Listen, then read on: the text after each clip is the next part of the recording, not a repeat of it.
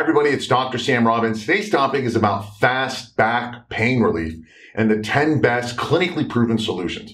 Now, I've had some sort of back pain my entire life, all right? And the primary reason starting at a young age was because I had and still have scoliosis, which is a curvature of the spine. It's like an S. And I'll be doing a video about that topic in the near future. So make sure you subscribe to this channel if you aren't already, and then click that bell icon so you'll be notified when that video is released.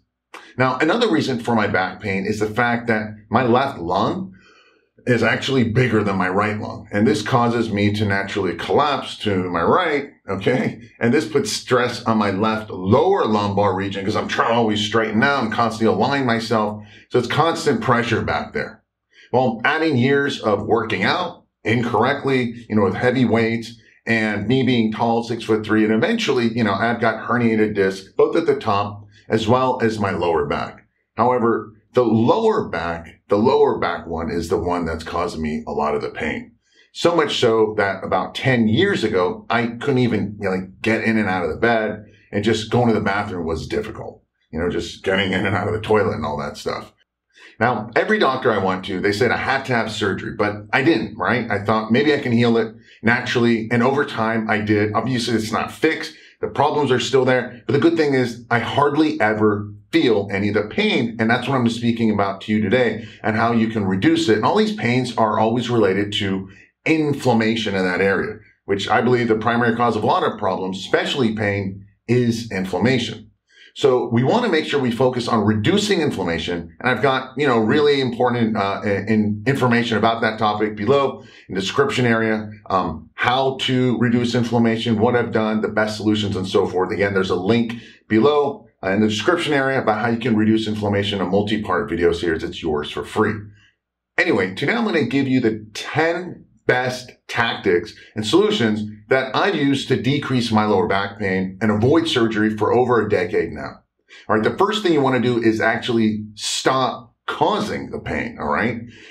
You want to help eliminate and reduce all these things that can potentially cause back pain and inflammation, right? There's a lot of them, but I'm going to name the three biggest ones for me. One of them is just bad exercise. So if you're working out with weights, you need to really consider doing exercises, not doing exercises that compress the spine, all right? That means squats, deadlifts, and overhead presses, all right? Personally, I stopped doing all these exercises, and it's made a tremendous improvement, because anytime I did them, I started having back problems within the next day or two, within a couple weeks. I also stopped doing the 45-degree angle leg press, because that also puts a lot of pressure on the lower back. Now, the other problem is sitting too much. Obviously, we all sit way too much, all right? And the problem is, especially when, right now, you might be sitting watching this video, right? We're sitting behind a computer doing work. And sitting too much behind the desk and all that stuff is just causes stiffness in the area and also tightness in your hip flexors. So, for example, this one is a standing desk and actually goes up and down. And I have one in my office in another room, and that one goes up and down. And sometimes I just do it standing. I work standing, and it really does help. I take multiple breaks in the day because you can't just sit for hours.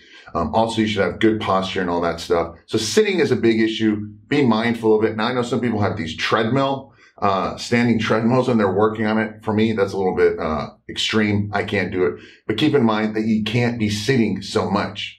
Now, another problem is just bad sleep or bed, all right? Basically, you're not getting enough sleep, or more so just having a bad bed. We're in there a third of our life, so sleep is a big issue.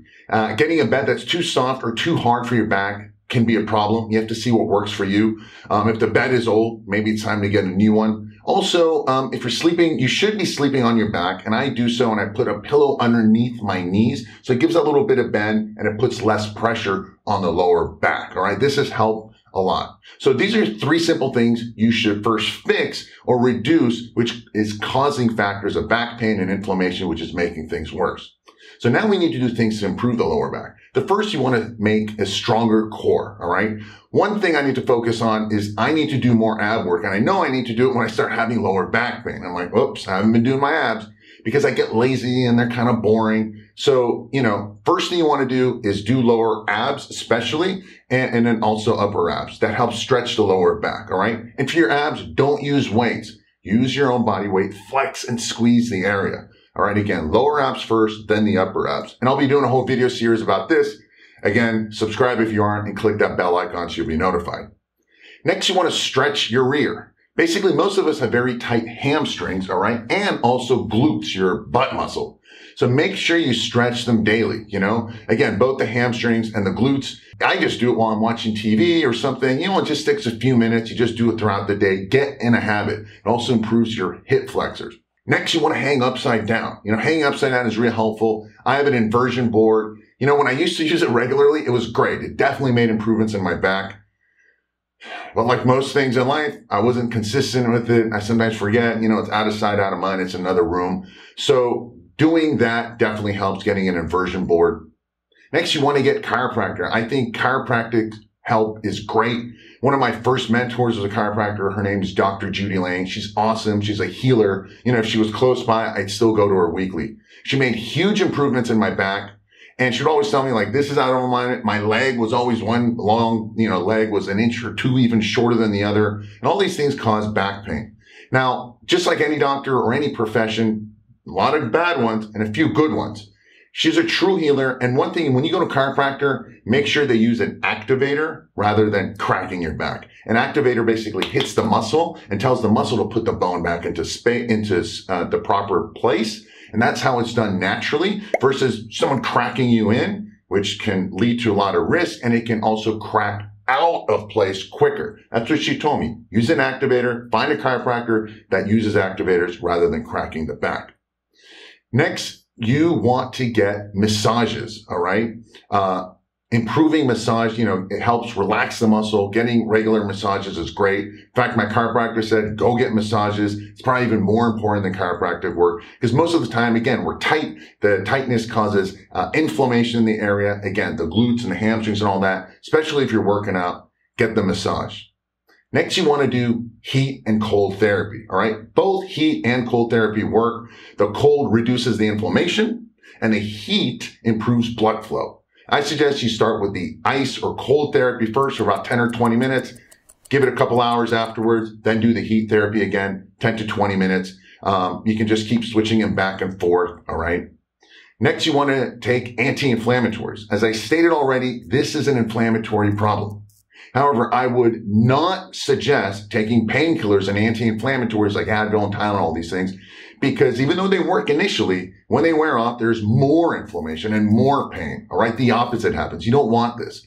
Instead, take herbal anti-inflammatories, things like curcumin, ginger, and other ingredients, and herbal painkillers. Again, below in the description area, I've listed the best solutions that I use for reducing inflammation and pain. Again, give it a try. I promise it'll work for you. You'll get quick relief and it's safe for long-term use. So in summary, back pain is something that many people suffer from, all right? Some of us chronically, and the older we get, the worse the problem gets, all right? So you need to take action now before things continue to get worse and God forbid you end up getting multiple herniated discs like me. So first thing you need to do is stop the pain by eliminating bad exercises, not sitting so much, make sure you keep standing here and there, and also get better sleep, better bed.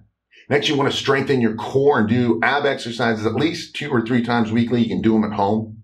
You want to stretch your hamstrings and glutes because they're going to get tight. You want to try to hang upside down, maybe get an inversion board. Find a good chiropractor with an activator. Get massage regularly. Use heat and cold therapy and take natural inflammatory and herbal pain relief solutions. Again, there's links below to all this, all right, in the description area. As always, thanks for watching, thanks for listening, and have a happy and healthy day.